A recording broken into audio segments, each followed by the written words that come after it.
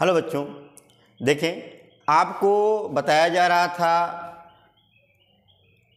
अब क्रियाओं के बारे में। रासायनिक बलगतकी के आधार पर अब क्रिया आपके मुख्यतः 3 प्रकार की होती हैं।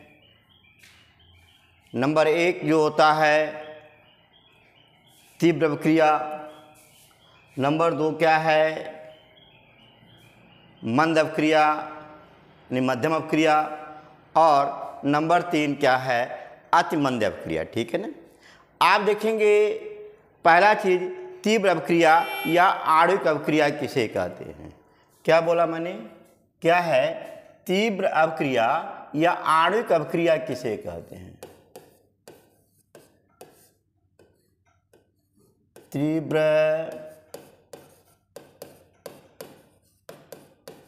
अभिक्रिया या आणविक अभिक्रिया। देखें तीव्र अभिक्रिया या आणविक अभिक्रिया किसे कहते हैं।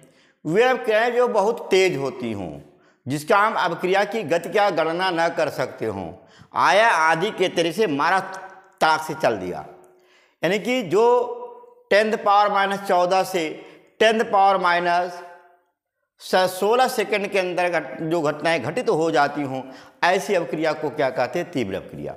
तीव्र अभिक्रिया वह अभिक्रिया होती है जो 10⁻14 से 10⁻16 सेकंड के अंतर्गत ही क्या हो जाए, घटित हो जाए। जैसे आप देखे होंगे कि गाड़ी आई, एकाएक एक्सीडेंट की और खूब तेज से भागे, आप नंबर भी उसका नहीं पाए, वो कौन सी अभिक्रिया है, तीव्र अभिक्रिया है। उस अभिक्रिया की गति की गणना नहीं कर सकते हो आप।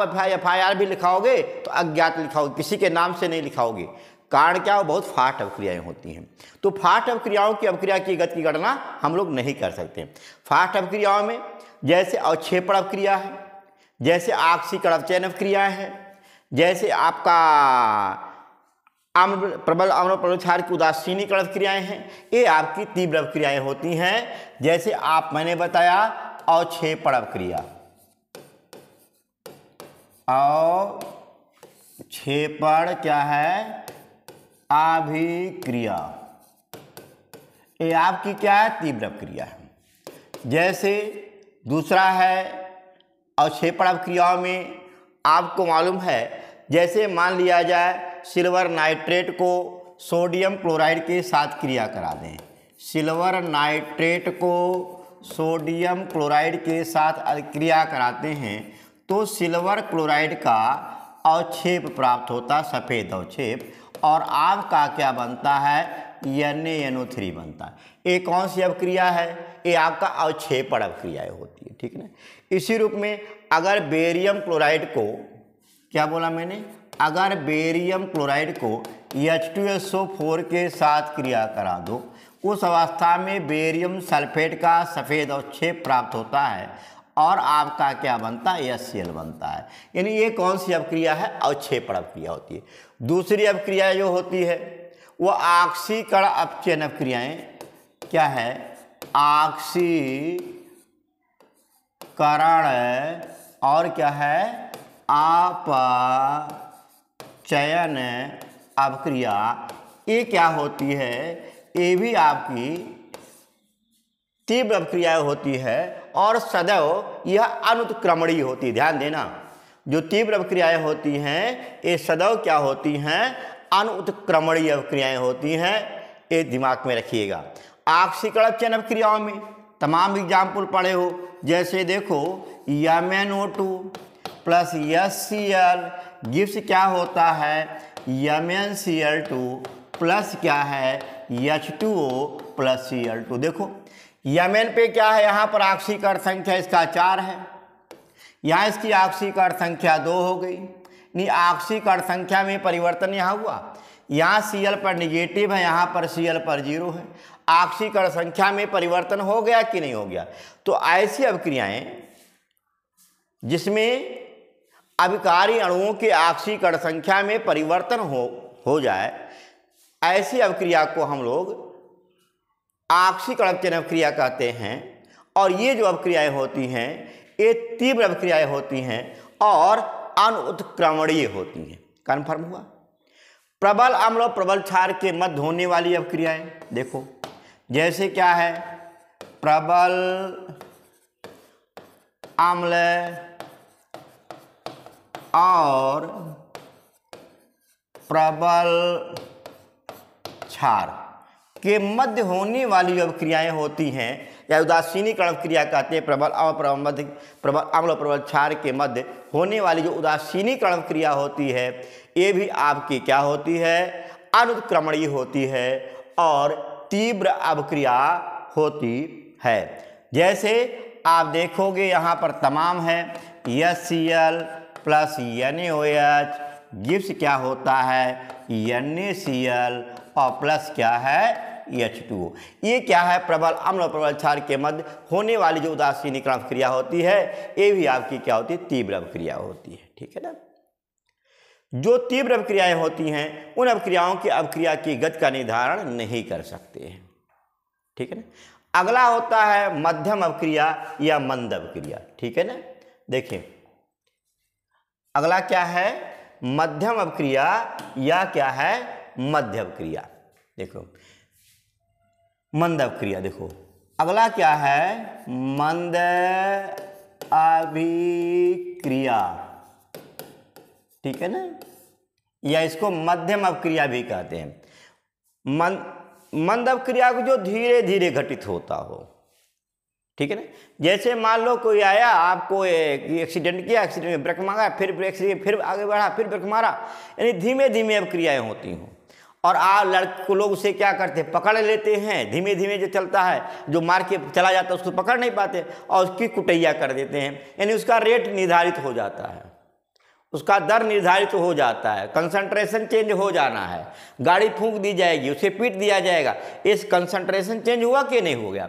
तो वहाँ पर देखोगे वो जो अवक्रिया होती है वो कैसी अवक्रिया होती है, जो मंद अवक्रियाएं होती हैं। मंद अवक्रियाओं का ही रेट का निर्धारण हम लोग क्या कर सकते हैं। बात कन्फर्म।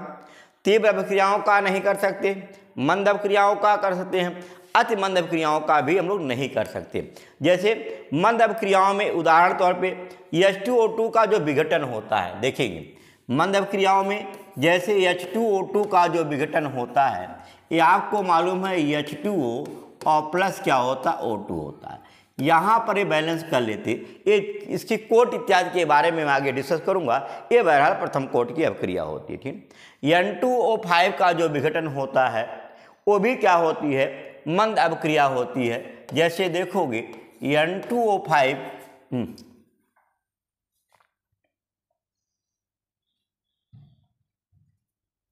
देखो N2O5 आपका क्या है, NO2 प्लस O2 में विघटित होता है। ये भी जो अवक्रिया आपकी क्या है, ये आपकी मंद अवक्रियाएं होती हैं। ठीक है ना। देखें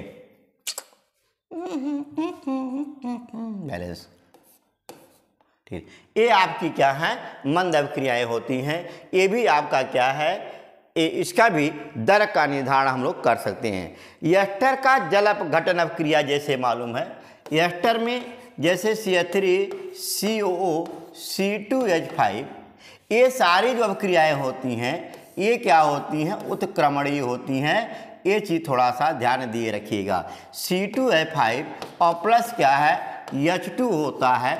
आप देखेंगे यहाँ पर आपका जो बनने वाला कंपाउंड CH3COOH, CH3COOH प्लस क्या है C2H5OH, ये आपकी क्या होती है, ये भी मंद अवक्रिया होती है। इस अवक्रिया के भी कोटि का निर्धारण कर सकते हैं। इसी प्रकार से NO की जो क्लोरीन के साथ क्रिया कराते हैं, ठीक है ना, NO की क्या है, क्लोरीन के साथ जो क्रिया कराते हैं, ये भी क्या होती है, मंद अवक्रिया होती है और नाइट्रोसिल क्लोराइड बन जाता है। ये चीज़ थोड़ा सा ध्यान देंगे, NOCl2 बनता है। ठीक है ना। तो ये आपका क्या होता है, ये आपकी जो अवक्रियाएं हैं ये मंद अवक्रियाएं हैं। इनके अवक्रिया के वेग का निर्धारण हम लोग कर सकते हैं। बात कन्फर्म। अगला होता है एक अति मंद अवक्रियाएं। जो बहुत दिन में घटित हो, ठीक है ना, बहुत दिन में घटित हो। जैसे मान लो कोई चीज़ धरे हो, उस 2 4 6 साल लग गया है, महीना भर लग गया, बैठ के इंतजार करोगे अब घटित हो, अब घटित हो, अब घटित हो, नहीं करोगे ना। तो ऐसी अब क्रियाओं के भी दर का निर्धारण नहीं करते थे। जैसे लोहे पर जंग का लगना, लोहा रखते हो तुरंत जंग लग जाता नहीं, 2 4 6 दिन 10 दिन बाद जाकर के जंग लगता है। तो 2 4 6 दिन तक बैठ के रेट निकालोगे, समय कितना लगा उसमें, कितने ऑक्साइड बने, कितने क्या बने, नहीं निकाल पाओगे, वहां पर रेट का निर्धारण नहीं हो पाता है। तो ऐसी अवक्रियाएं जो अति मंद अवक्रियाएं हों, जैसे आप देखोगे अति मंद अवक्रियाओं के बारे में, क्या हो अति मंद अवक्रिया, तेरे नैना सावन भादो फिर भी मेरा मन प्यासा, फिर भी मेरा मन प्यासा, तेरा नैना सावन भादो फिर भी मेरा मन प्यासा। देखें, प्यासा नहीं है, प्यास बुझाइए इसको देख करके। चलिए, तो अति मंद अवक्रियाएं क्या होती हैं? जैसे मैंने आपसे बताया, लोहे पर जंग के लगने की जो अवक्रियाएं होती हैं, ये क्या होती है? अति मंद अवक्रियाएं होती हैं, ठीक है ना। उसी रूप में लोहे पर जंग का लगना, ये क्या है? लोहे पर जंग का लगना, ये कौन सी अवक्रिया है? अति मंद अवक्रिया होती है। इसके भी रेट का निर्धारण हम लोग नहीं कर सकते हैं। बहरहाल ये आक्सीय अपचयन अवक्रियाएं भी ध्यान देंगे, लेकिन अति मंद अवक्रियाएं होती हैं, ठीक है ना। दूसरा चीज आप देखेंगे यहाँ पर, जैसे कार्बन मोनोऑक्साइड, या ऐसा भी लिख सकते हो कि सामान्य ताप पर कार्बन मोनोऑक्साइड या वाटर गैस लिख सकते हो, और हाइड्रोजन की जो अवक्रियाएं होती हैं सामान्य ताप पर, उस ये वाटर गैस है, वाटर गैस है, और आपका बनने वाला क्या होता है? कंपाउंड मेथेनॉल होता है, ठीक है ना। इसकी औद्योगिक विधि बताई गई है। बहरहाल अगर आप देखोगे सामान्य ताप पर कार्बन मोनोऑक्साइड और हाइड्रोजन जो है, ठीक है ना, इनके द्वारा जो मेथेनॉल बनता है, ये भी आपकी अवक्रिया कौन सी अवक्रिया होती है? ये भी आपकी मंद अवक्रिया होती है। इसके भी रेट का निर्धारण हम लोग क्या कर सकते हैं? नहीं कर सकते हैं। कन्फर्म हुआ? क्लियर हुआ? अब आते हैं अवक्रिया के वेग पर, जो आपके चालू होता है कि दर निर्धारण कैसे करते हैं। अवक्रिया की दर, अवक्रिया का वेग, वेग किसे कहते हैं? सवाल तो होता है ना। एकांक समय में चली गई दूरी को चाल कहते हैं। वेग क्या होता है? इकाई समय में जो विस्थापन होता है उसे वेग कहते हैं। तो अवक्रिया का वेग, अवक्रिया दौड़ेगी तो ही है नहीं, उसमें क्या होता है? अवक्रिया दौड़ेगी नहीं, उसमें होता क्या है? ध्यान देंगे, उस सांद्रता में परिवर्तन होता है। जैसे भाई एक काम करो, रस ये क्या नाम, शरबत घोलते हो नहीं घोलते हो? शरबत मीठा हो, शरबत क्या नाम है, कम मीठा हो, गाढ़ा हो, कम गाढ़ा हो, है, उसमें किसमें परिवर्तित? सांद्रता में परिवर्तन होती है। तो जो सांद्रता परिवर्तन, इकाई समय में सांद्रता परिवर्तन को अवक्रिया की गति कहते हैं। कन्फर्म हुआ? देखो, वहाँ एकांक समय में विस्थापन को या दूरी परिवर्तन को वेग कहते थे। यहाँ पर इकाई समय में या एकांक समय में सांद्रता परिवर्तन की दर को क्या कहते हैं? अवक्रिया का वेग कहते हैं, ठीक। तो अवक्रिया का वेग किसे कहते हैं? इस पर बड़ा इंपॉर्टेंट है, क्वेश्चन यहीं से शुरू होता है आपका। अभिक्रिया का वेग, ठीक है ना। देखो, आप लिखते हो इकाई समय में, इकाई समय में सांद्रता परिवर्तन की दर को, सांद्रता परिवर्तन की दर को अवक्रिया का वेग कहते हैं। अवक्रिया का वेग कहते हैं। आया, कन्फर्म हुआ। तो आपसे अगर पूछा जाए अवक्रिया का वेग किसे कहते हैं, है ना, इकाई समय में या प्रति एकांक समय में अभिकारी अणु के सांद्रता परिवर्तन को या क्रिया कारक के सांद्रता परिवर्तन को अवक्रिया का वेग कहते हैं, है ना। ऐसा भी लिख सकते हो, इकाई समय में या करके ऐसा भी लिख दो, कोई दिक्कत नहीं है। इकाई समय में क्रिया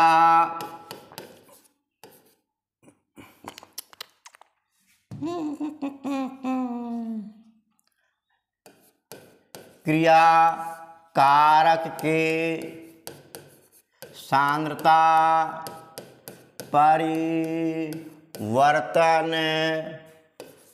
को अवक्रिया का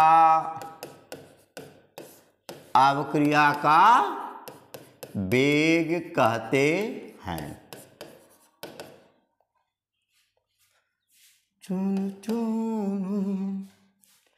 बात समझ आया। अब अवक्रिया का वेग क्या होता है, अवक्रिया का वेग क्या होता है, ध्यान देना।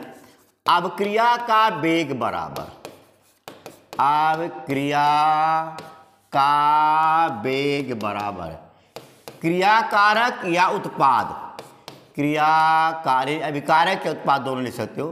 क्रिया कारक को अभिकारक भी लिख सकते हैं या उत्पाद के सांद्रता परिवर्तन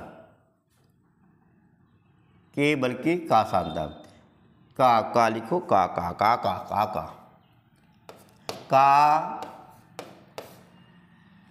सांद्रता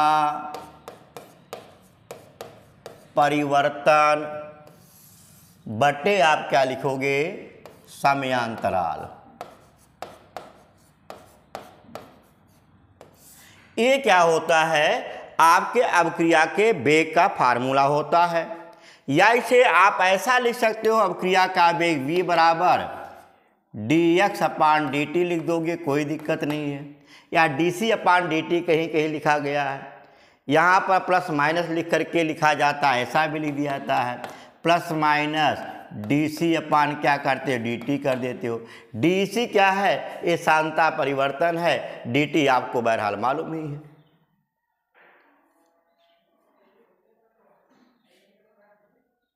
समझ में आया, क्लियर हुआ। अब इसका मात्रक अगर पूछ लिया जाता है तो मात्रक क्या लिखोगे, मोल। सांद्रता का मात्रक होता है मोल प्रति लीटर और समय का मात्रक सेकंड होता है। तो मोल लीटर इनवर्स और क्या हो जाएगा, सेकंड इनवर्स। ये इसका क्या होता है, यूनिट होता है। अगर आपसे यूनिट पूछा जाता है अवक्रिया के वेग का मात्रक बताइए, तो आप क्या बोलोगे, मोल लीटर इनवर्स और क्या है, सेकंड इनवर्स होता है।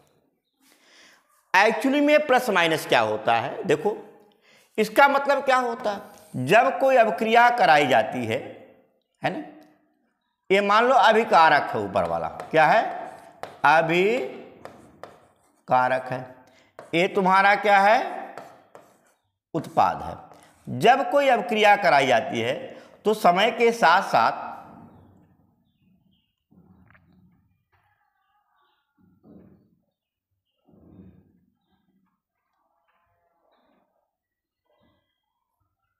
ये कहाँ दब गया, देखो तो अभिकार, देखो यहाँ पर क्या होता है, समय के साथ साथ अभिकारी अणु की सांद्रता क्या होती है, घटती जाती है। उत्पाद अणु की सांद्रता क्या होती है, बढ़ती जाती है ना।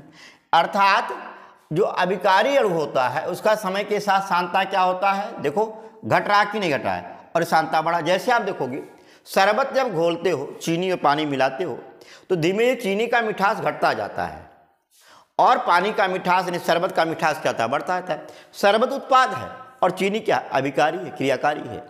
तो चीनी का जैसे जैसे चीनी घोलोगे तो चीनी की सांद्रता क्या होती है, घटती जाती है, और उत्पाद की सांद्रता जो है यानी शरबत की सांद्रता यानी मिठास क्या होती है, बढ़ती जाती है। आया, तो जो जिसकी सांद्रता घटती है उसके लिए ऋणात्मक लिखते हैं और जिसकी सांद्रता बढ़ती है उसके लिए धनात्मक लिखते हैं। अगर इनका वेग निकालना है तो रेट क्या लिखोगे, rate is equal to minus D अभिकारी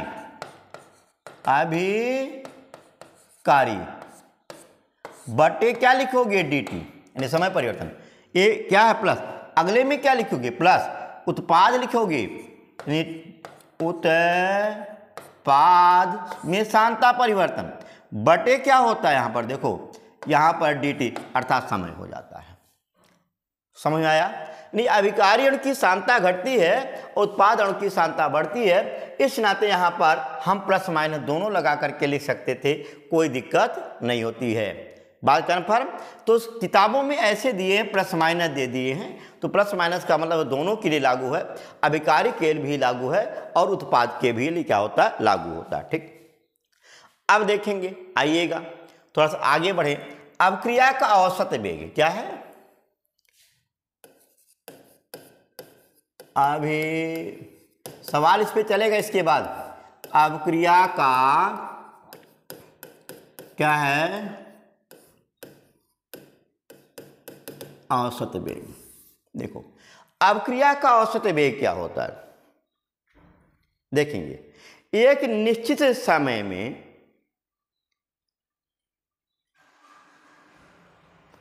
देखिए, एक निश्चित समय में मापने में अब क्रिया के वेग में यानी परिवर्तन जो होता है ना, अब क्रिया का वेग जो होता है यानी कि निश्चित से मापने योग्य समय में जो अब क्रिया का वेग होता है, अब क्रिया का औसत वेग कहलाता है।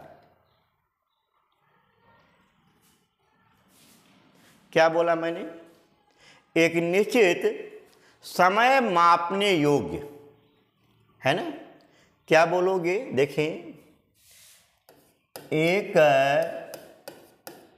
निश्चित समय मापने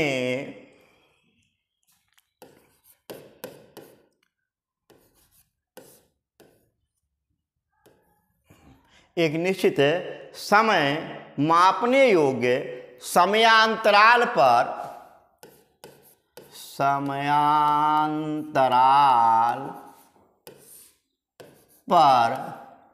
अब क्रिया का वेग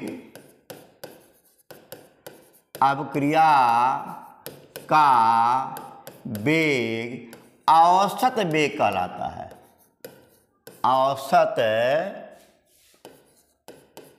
वेग कहलाता है। कन्फर्म हुआ, क्लियर हुआ? अगर मान लिया जाए कोई अभिकारी अणु है, ऐसे देखो क्या है, अभिकारी अणु ये है और यहां पर क्या उत्पाद बन रहा है, ए टू बी जा रहा है, देखोगे, ठीक है ना। इस अवस्था में हम इसका औसत वेग निकाल लेंगे, रेट इज इक्वल टू लिखोगे, क्या लिखोगे, रेट इज इक्वल टू लिखोगे। कैसे लिखोगे सुनिए, यहां पर एक चीज ध्यान देंगे, रेट में बी का सांता परिवर्तन, क्या लिखोगे, बी का सांद्रता माइनस ए की सांद्रता बटे डेल्टा टी, यानी समयांतराल, ये क्या होता है, औसत वेग कहलाता है। ये चूंकि माइनस में लिखते हैं, ठीक है, अभिकारी अणु के बारे में हो रहा है। अगर यहीं पर उल्टा कर देते तो उस अवस्था में प्लस होता, यानी आप इस तरीके से इसके बारे में लिख सकते हैं, यानी इसे सांता में परिवर्तन जो भी हुआ हो, है ना, जो भी सांद्रता में परिवर्तन हो, या ऐसा इसको लिखोगे, ध्यान देंगे,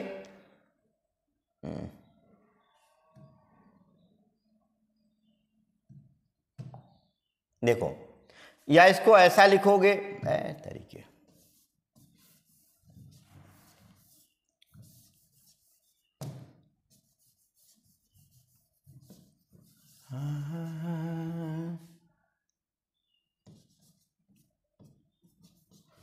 देखोगे, या ऐसा लिख सकते हो R equal to minus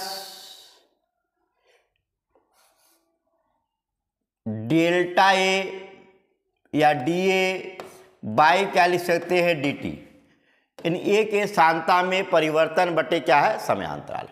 not a और बी लिखो, ए बी क्या सांता ए से बी में बदला है, ठीक है ना, उससे कोई मतलब नहीं होता है कि अंतर क्या होता है, ये देखना जरूरी है, ठीक है ना। आप देखोगे इस तरीके से हम क्या निकालते हैं, औसत वेग निकालते हैं। अब इसी पर अब क्रिया का तत्कालिक वेग है, ध्यान देना, अभी क्रिया का तात्कालिक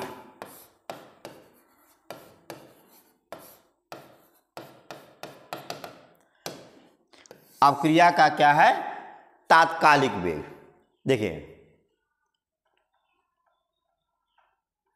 देखेंगे इसमें क्या होता है, अब क्रिया के समय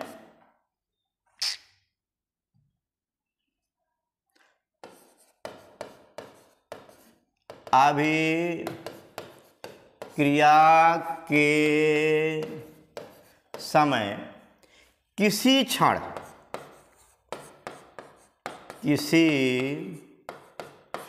का मतलब तात्कालिक समय, क्षण मतलब क्या होता है तात्क्षणिक समय, या विशेष क्षण लिख सकते हो, है ना, या लिख सकते हो विशेष क्षण, विशेष क्षण। अब क्रिया का वेग, अब क्रिया का वेग अब क्रिया का तात्कालिक वेग कहलाता है। अब क्रिया का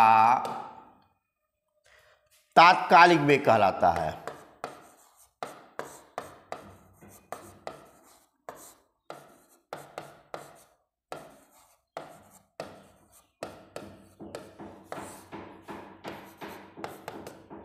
देखेंगे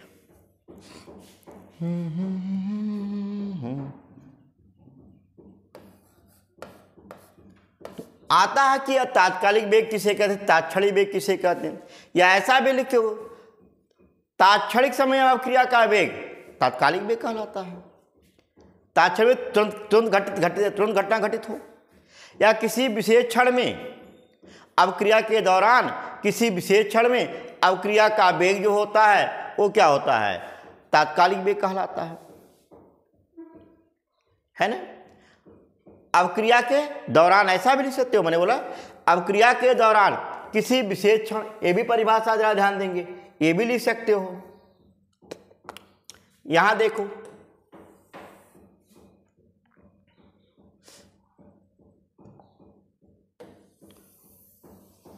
हो टाइम तो ज्यादा हो रहा। देखिए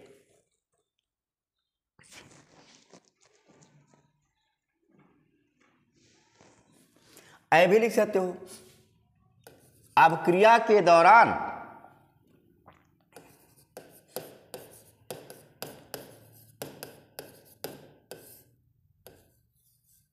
अब क्रिया के दौरान किसी विशेष क्षण अब क्रिया का वेग, अब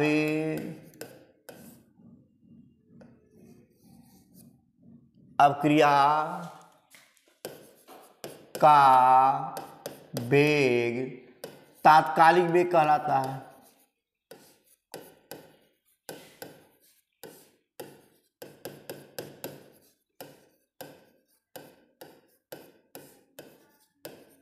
बात कंफर्म हुआ, क्लियर हुआ। अब तात्कालिक वेग के लिए क्या करते हो, जैसे रेट लिखते हो ना, यहां पर rate is equal to minus D A by क्या लिखोगे डी टी, यहां लिखेंगे टी टेन टू जीरो, क्या लिखेंगे डेल्टा टी टेन टू क्या लिखोगे जीरो। तो आप एक चीज देखेंगे ये आपका क्या होता है, तात्कालिक वेग होता है, औसत वेग होता है। अब इस पर आप लोगों को सवाल आएंगे, सवाल करना पड़ेगा। एक चीज़ जरूर ध्यान देंगे, अगर साम्यता और समय के बीच में हम लोग ग्राफ खींचते हैं तो ग्राफ कैसे खींचते हैं, उस अवस्था में आप देखोगे इस प्रकार से ग्राफ प्लॉट होता ऐसा। किसी तात्क्षणिक समय के लिए ये देखा जाता है तो ये आपका क्या होता है, अवक्रिया का वेग होता है, ठीक है ना। यहाँ पर ये मान लो सांद्रता है, यानी इसको क्या कहते हो, dx लिख देते हो, और ये आपका क्या होता है, आपका dt होता है, ठीक है ना। dx और dt इनके मध्य अगर ग्राफ खींच लेते हैं तो इस प्रकार से ग्राफ प्लॉट होता है। ये कंसंट्रेशन है और ये आपका क्या है, समय है, ठीक है ना। बात कन्फर्म हुआ। देखिए, लेकिन अगर ये t टेंड टू 0 के लिए लेते हो तो एक आप देखोगे ऐसे ग्राफ प्लॉट होता है, यहाँ पर देखो एक कर्व मिलता है, ठीक है ना। तो ये सब ग्राफ है, आप लोगों से बहरहाल बोर्ड में आने नहीं है, इसलिए इस पर बहुत ज़्यादा डिस्कस करेंगे नहीं। अब इस पर आप लोगों न्यूमेरिकल आता है, न्यूमेरिकल करेंगे। नेक्स्ट टॉपिक से आप लोग बढ़िया से इसे पढ़ते रहिए, क्योंकि वीडियो लंबा होता जा रहा है। देखेंगे, देखें तो इस तरीके से इस पर हम लोग क्या करेंगे, न्यूमेरिकल करेंगे। न्यूमेरिकलों के बारे में ध्यान देंगे और आप लोगों का न्यूमेरिकल ही आएगा। कन्फर्म हुआ, क्लियर हुआ? तब तक वीडियो आप देखते रहें, मस्त रहें और खुश रहें। इसमें जब भी आएगा न्यूमेरिकल ही आएगा। इस चीज़ को थोड़ा सा आप लोग ध्यान देंगे और आप लोग चैनल को आगे बढ़ाते रहिए। धन्यवाद, खुश रहें और मस्त रहें।